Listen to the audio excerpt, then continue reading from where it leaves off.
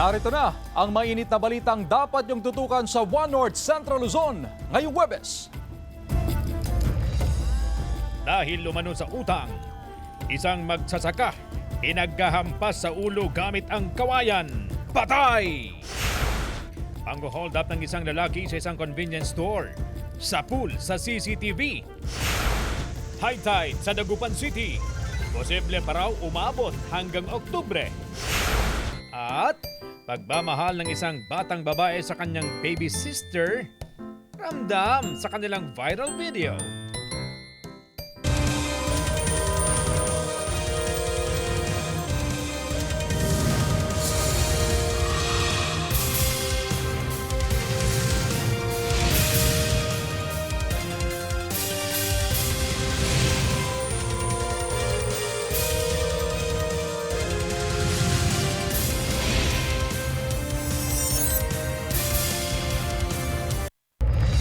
Magandang hapon, ako po si Chris Zuniga.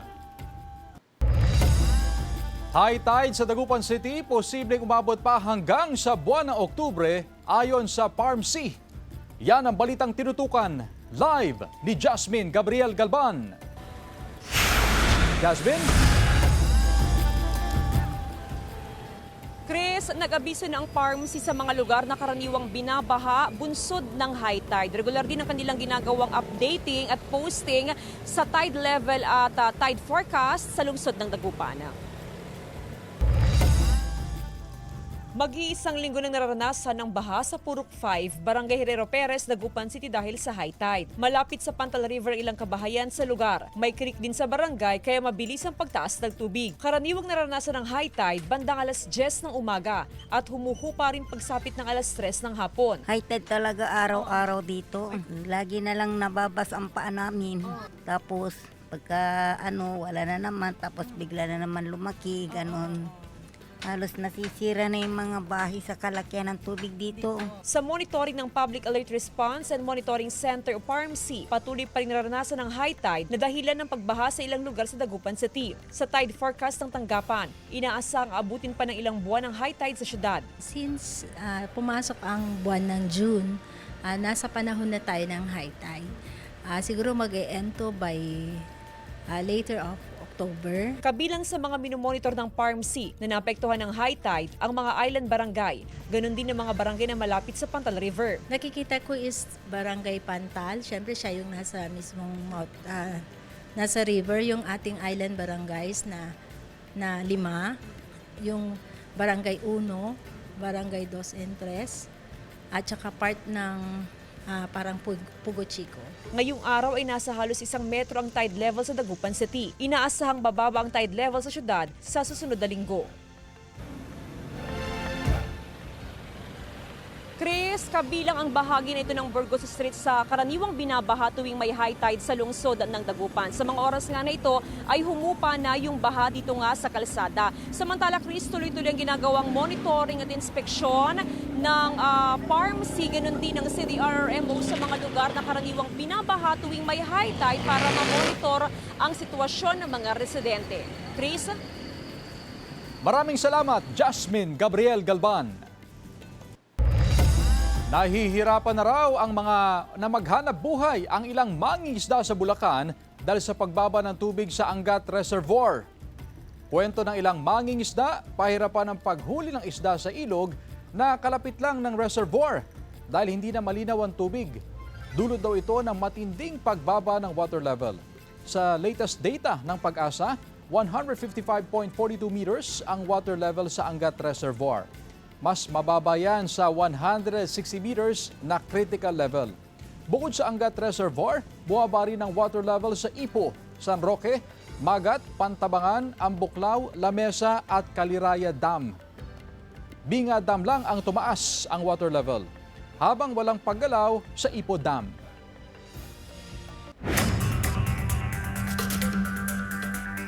Dahil sa utang, patay ang isang magsasaka sa Lawak, Pangasinan matapos na paghahampasin ng kawayan sa ulo. Nakaalerto, CJ Torida.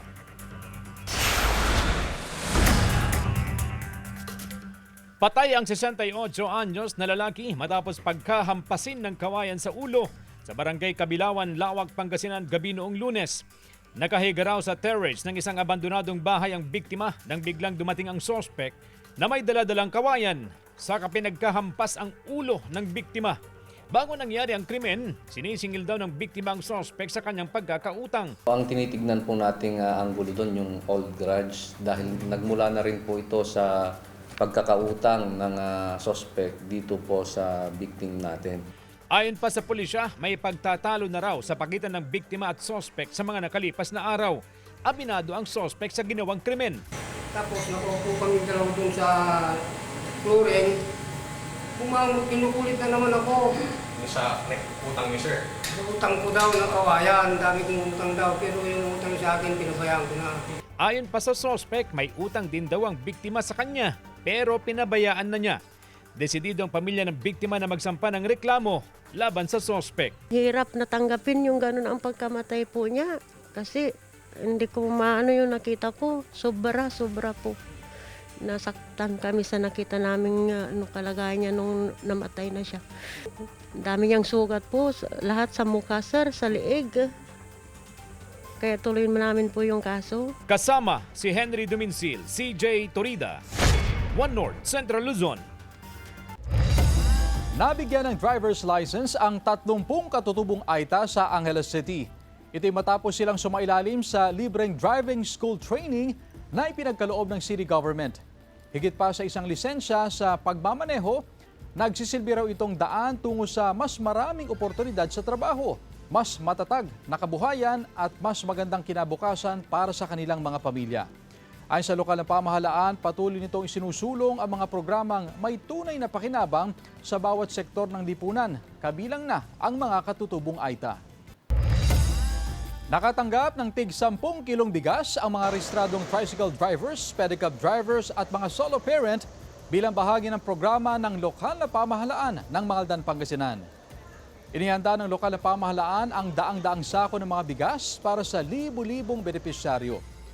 Ayon sa lokal na pamahalaan, magpapatuloy ito sa mga susunod pang buwan alinsunod sa kanilang programa. Ikinatuwa at nagpapasalamat naman ang mga residenteng nakatanggap ng bigas.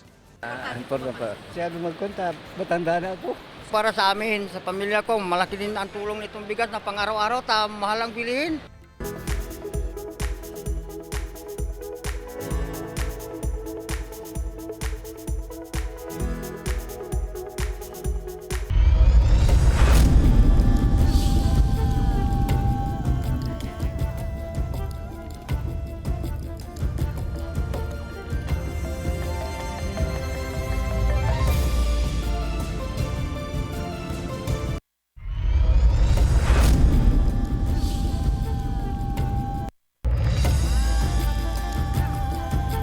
Sa pool sa CCTV ang pang-hold up ng isang lalaki sa convenience store sa Dagupan City. Balitang tinutukan ni Jasmine Gabriel Galban.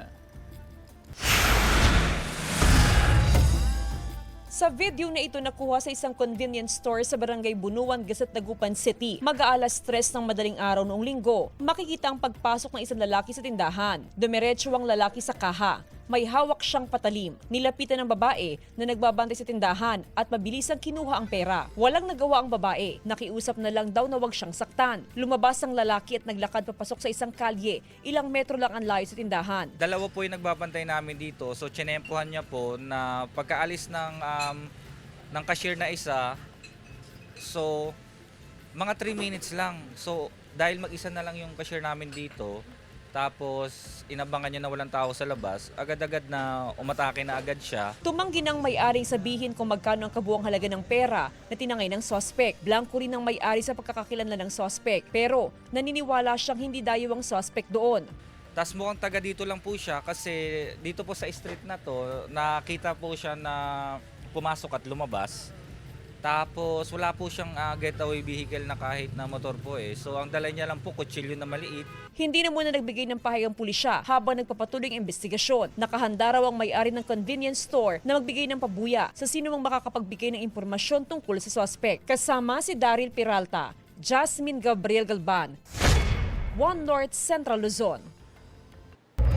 Kapit mga kapuso, asahang tataas pa ang sigil sa kuryente ngayong buwan dahil sa pagtaas ng transmission charge ayon yan sa National Grid Corporation of the Philippines. Mahigit piso kada kilowatt hour ang sisingiling transmission charge. Ayon sa NGCP, dahil daw yan sa pagtaas din ng ancillary services rate o ang bayad sa power generators para mapanatiling stable ang supply ng kuryente at maiwasan ang malawakang blackout. Bumaba naman daw ang transmission wheeling rate ng NGCP o yung bayad sa paggamit ng mga transmission grid. Presyo ng mga pampalasa sa ilang palengke bumaba ng 20 hanggang 60 pesos ang kada kilo ngayong linggo. Narito ang report ni Sandy Salvacio.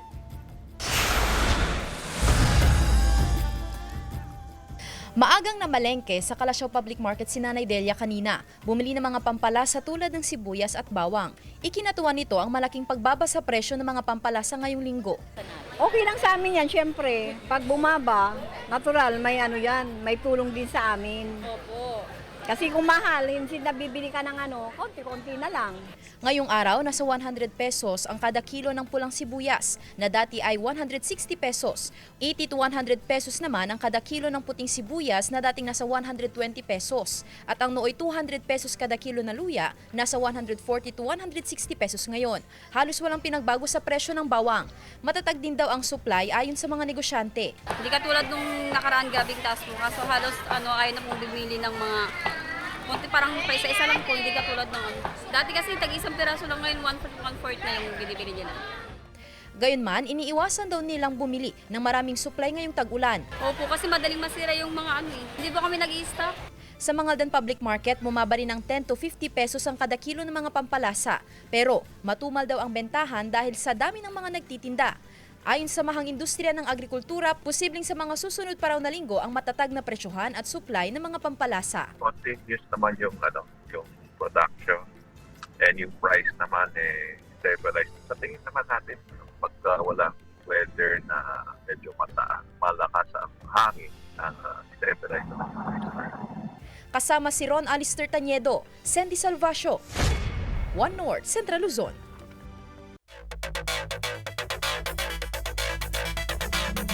Tuluyan ng nasira ang kalsadang yan sa tabing dagat sa Barangay Quezon sa bayan ng Santa Ilocos Sur matapos gumuho ang lupa sa ilalim nito dahil sa malalakas na hampas ng alon. Ayon sa punong barangay, September 2025 nasira ang seawall na kadikit ng kalsada dahil sa pananalasa ng bagyong Nando. At itong nagdaang bagyong Inday, gumuho ang nasa 50 metro na haba ng kalsada. Kaya nangangamba ang mga residenteng nakatira malapit sa lugar.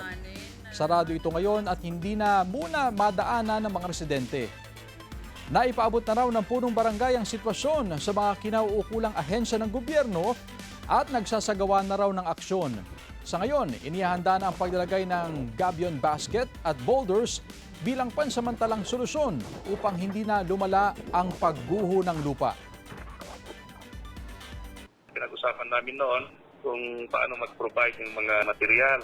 Nagbigay yung gabion basket dito sa 2nd District Engineering Office. Yung boulders dito sa Primate Provincial ng Ilocos Sur. Yung labor, pinunduan yan.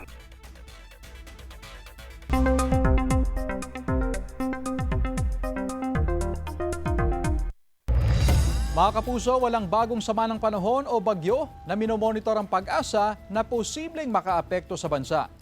Pero umaabot pa rin ang habagat, pero sa mas kakaunting lugar na lamang, partikular sa extreme northern Luzon.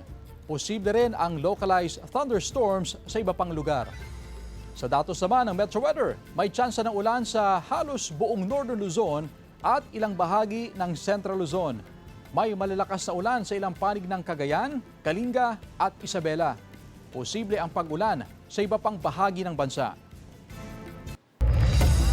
Samantala, nagsagawa ng passing exercise bilang pagtatapos ng 5 araw na pagbisita ng His Majesty Australian Ship Shoals sa Subic Bay noong Biyernes. Dumaong ang barkong pandigma ng Australia sa Rivera Wharf noong July 6, kung saan sinalubong ito ng tropa ng Philippine Navy. Ayon sa Philippine Navy, tinalakay sa pagpupulong ang kasalukuyan at mga susunod pang kooperasyon ng 2 hukbong dagat.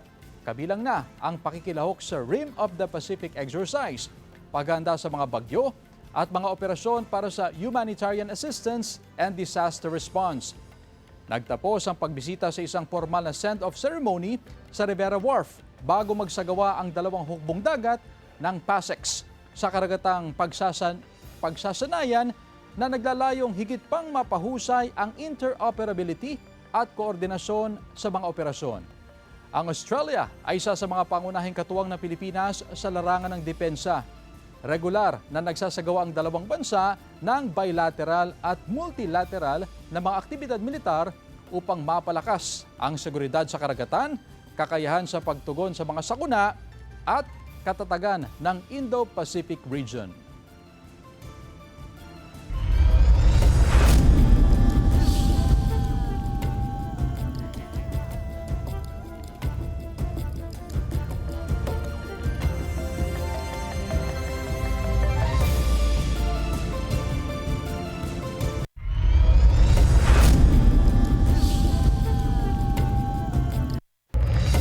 Dumami ang bilang ng mga unemployed o walang trabaho nitong Mayo. Ayon yan sa Philippine Statistics Authority. 2.5 million ang naitalang unemployed nitong Mayo o katumbas ng 4.8% ng labor force. Mas mataas kumpara sa 2.41 million na walang trabaho noong Abril. 49.63 million naman ang naitalang may trabaho nitong Mayo. Batay pa rin yan sa datos ng PSA. Bumaba naman ang porsyento ng underemployed o yung may mga trabaho na gusto pang magdagdag ng oras sa trabaho o magkaroon pa ng dagdag na kita. 12.2% yan, na mas mababa kumpara sa 15.2% noong Abril.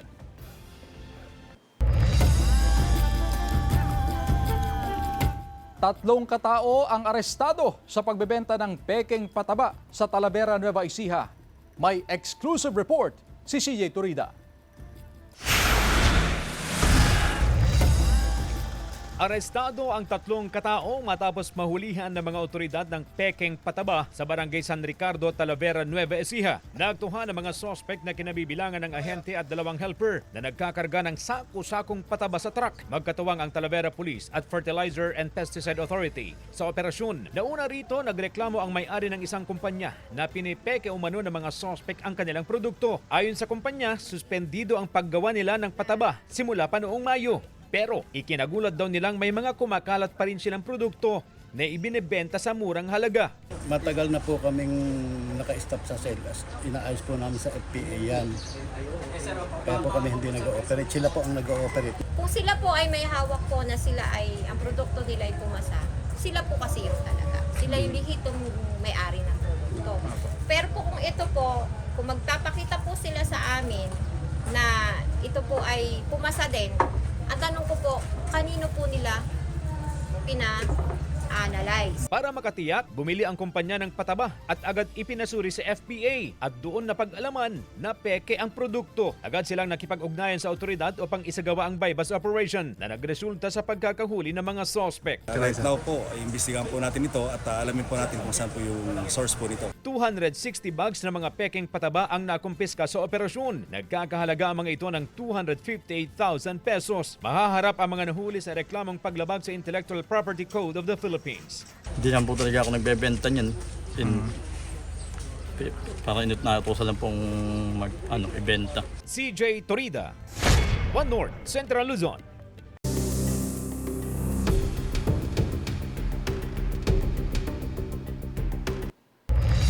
Ating alamin ang mga kaganapan sa Day 6 ng Senate impeachment trial ni Vice President Sara Duterte. Sundan sa report. Kahapon, ipinunto ni Senator Judge Robin Padilla kung sinadya ba o nagkataon lang ang gagawing investigasyon ng NBI sa 2019 Southeast Asian Games na pinamunuan noon ni Senator Alan Peter Cayetano. Ang pahayag na ito, ginawa niya kasabay ng pagkwestiyon sa mga hakbang ng NBI laban kay Cayetano sa kasagsagan ng mga pagdinig. Sabi naman ni Senator Alan Peter Cayetano, walang kaba at bukas siya sa planong investigasyon ng NBI patungkol sa mga umano'y kontrobersyang bumalot sa 2019 SEA Games. Aniya, binabawasan talaga kami. At kung ang intensyon daw ay magkaroon ng chilling effect, ay meron na raw talaga nito. Tanong naman ni Senator Pia Cayetano sa investigasyon na gagawin ng NBI sa 2019 SEA Games, payag ba tayo sa ganito at ganito na ba tayo dito ngayon? Hindi raw masaya ang senadora sa statement ni Matibag sa interview sa media. Intensyon daw ba ng investigasyon na i-distract ang minority floor leader? Samantala, sa pagdinig din kahapon, nagharap sa oral arguments sina House Prosecutor Attorney Chel Jokno at Defense Counsel Attorney Michael Poa at tinalakay ang pagpapasabina ng tax, bank record at AMLAC records ni VP Duterte at ng kanyang mister. Ayon sa prosekusyon, dapat daw itong buksan dahil ang bank secrecy law ay tumatalima sa impeachment court. Hindi rin daw hadlang ang Data Privacy Act sa impeachment court at may karapatan ito na ipasabina ang mga dokumento ni VP Sara. Pero ayon naman kay Attorney Poa, kapag ang sabina ay naging oppressive at unreasonable, magiging daan ito para sa fishing expedition. Pinuri naman ni Presiding Officer Senator Chis Escudero ang prosecution at defense team dahil sa ipinakita nilang mahinahon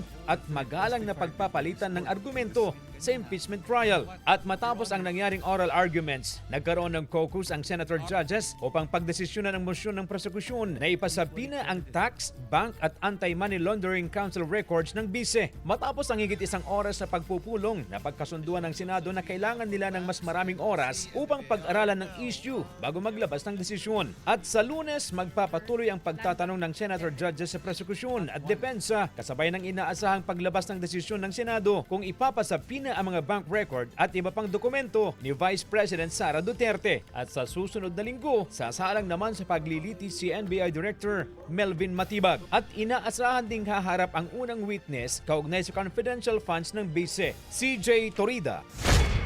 One North, Central Luzon. 20 million pesos na halaga ng marijuana pinagsisira ng PIDEA sa mga nadiskubreng plantasyon sa Mountain Province. Tutukan sa report. Tinatayang nasa 20 milyon pesos na halaga ng tanim na marijuana ang sinunog ng PIDEA CAR sa 2 araw na eradication operation sa Mount Macagoong sa Danga Mountain Province. Isinagawa ang operasyon nitong weekend kung saan 100,000 fully grown marijuana plants ang binunot at sinunog ng mga otoridad. Patuloy ang investigasyon ng mga otoridad upang matukoy ang mga responsable sa pagtatanim ng marijuana. 2 umunay tulak ng iligal na droga ang naaresto sa magkahiwalay na buy-bust operation ng Kalasyaw Police. Unang hinuli si alias Tubig na naaktuhan umanong nagbebenta ng iligal na droga. Nasamsam sa kanya ang hinihinalang shabu na nagkakahalaga ng mahigit 15,000 pesos. Sunod na nadakip si alias Jepoy kung saan nakuha sa kanya ang hinihinalang shabu na may halagang 36,000 pesos. Under ko na sila, profiling phase. Bali, mga ito kasi is nasa street level individual pa mga ito. Lalo yung mga barangay kumpo natin, official, bali may close coordination po natin sa kanila na at may identify yung mga bagong kanya sa bawat lugar natin na po. Itinanggi ng mga sospek ang paratang. Isang tao po na kakilala ko po dati na po ma'am, pinapunta po ako doon sa isang lugar po ma'am para wala naman akong alam kung anong gagawin ko po doon. May hinahanap na ibang tao, nadamay lang ako. Kasalanan ko rin nainggan niya ako na hinihingan niya ako ng pera. Meron ako dito kaya bumili rin ako. Mahaharap ang dalawa sa kasong paglabag sa Comprehensive Dangerous Drugs Act of 2002. Kasama si Ron Tañedo, Sandy Salvacio, One North, Central Luzon. Samantala, required ang magsagawa ng active threat drills ang lahat ng eskwelahan sa bansa. Ayon po yan sa Department of Education. Inulunsad yan kahapon sa Manila Science High School matapos ang mga insidente ng karahasan sa iba't ibang paaralan. Ano nga ba ang dapat gawin kapag may active shooter o namamaril sa isang paaralan? Una, run, hide, at kung kinakailangan lang, fight. Paano naman ang tamang pagtatago? Ilak ang silid, patayin ang mga ilaw, iladlad ang mga kurtina at dapat din daw barikadahan ang mga pinto. Saka dumapa, humiga o umupo sa sahig. Huwag gumawa ng anumang ingay at i-silent mode ang lahat ng gadgets.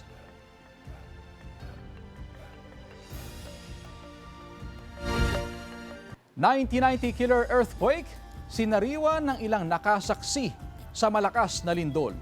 Tunghayan sa GMA Regional TV Presents, hatid ni Jasmine Gabriel Galban.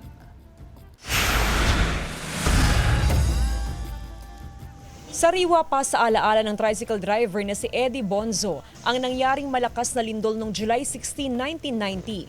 Isa si Eddie sa mga nakaligtas sa tinaguriang killer quake na itinuturing na isa sa world's largest and deadliest earthquakes.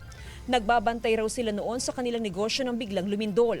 Nasaksihan daw niyang pagkasira ng kalsada at pagguho ng mga gusali. Bigla kami lumabas ng father ko noon kasi yung at tapos marami ng barang nagkabiyak-biyak na yung napakalakas talaga marami kaming nakuwang namatay noon sa bagyo noon Kasi may kami nung araw punyari, babae father ko. Halos may mga taga-Dagupan na namatay doon. 30 taong gulang noon si Aling B. Nagtitinda siya sa tapat ng City Plaza nang maramdaman ng matinding pagyanig. Sa sobrang takot, pumunta raw siya sa gitna ng kalsada. Hindi alintana ang dami ng sasakyan na pwedeng bumangga sa kanya. Nagtitinda ako ng plastic cover. Tapos gumagaraw yung lupa. Natatakot ako. Nasira ang mga kalsada. 36 taon na ang nakararaan nang yanigin ng 7.8 magnitude na lindol ang malaking bahagi ng Luzon. Sumasalamin dito ang matinding epekto ng pagyanig.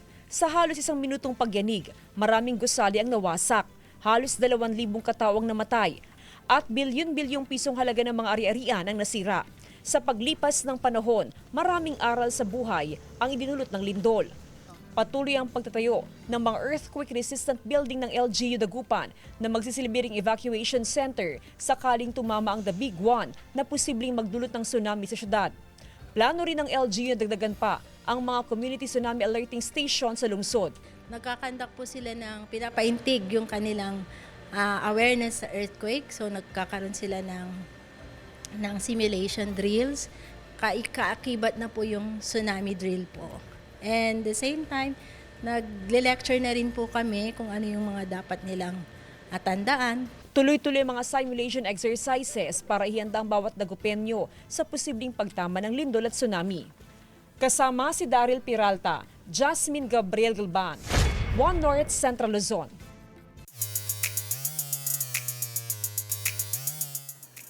Pagmamahal ng isang batang babae sa kanyang baby sister, ramdam sa kanilang viral video. Silipin sa report ni Joel Fernandez. For our main character today, bida ang isang batang babae sa San Jose del Monte, Bulacan. Ramdam kasi ang pagmamahal niya bilang little ate. Meet Ate Zia na sobrang caring sa kanyang baby sister. Habang umiiyak ang little sister, pinapatahan siya ni Ate Zia. Binigyan niya rin ito ng gatas. Bida sa netizens ang heartwarming na video na may higit 400,000 views na sa TikTok. Kinaaaliwan ng isang pamamanhikan sa Alaminos, Laguna. Ang paghingi kasi ng basbas mula sa pamilya, nag-ala thesis defense. Mukhang terror kasi ang panelist sa thesis defense. Pamamanhikan ng engaged couple na sina Keith Dagondong at Jeliza Diaz. Kwento ni Yus Cooper Jilin Diaz na kapatid ng bride-to-be, pinost niya ang video dahil sa mga hirit ng kamag-anak nila sa presentation. Naging magaan at masaya naman daw ang pamamanhikan, kaya defended at nakauno pa ang dalawa. Na-appreciate din ng kanilang pamilya ang formal na paghingi ng basbas ng fiancé ng kanyang kapatid. Joel Fernandez, One North Central Luzon. Samantala, mapapanood niyo po ang episode na ito at iba pang pinakahuling lokal na balita sa official website ng GMA Regional TV. www.gmaregionaltv.com. Pwede rin kayo bumisita sa aming official YouTube channel, GMA Regional TV, at i-click ang subscribe button para sa pinaka-maiinit na balita mula sa mga rehiyon. At yan ang mga pinakamalaki at pinakahuling balita sa Hilaga at Gitnang Luzon. Maraming salamat mga kapuso, pati na ang mga kapuso natin abroad. Ako po si Chris Zuniga. Kami ang GMA Regional TV, One North Central Luzon. Walang kinikilingan, walang pinoprotektahan. Noon at ngayon, serbisyong totoo.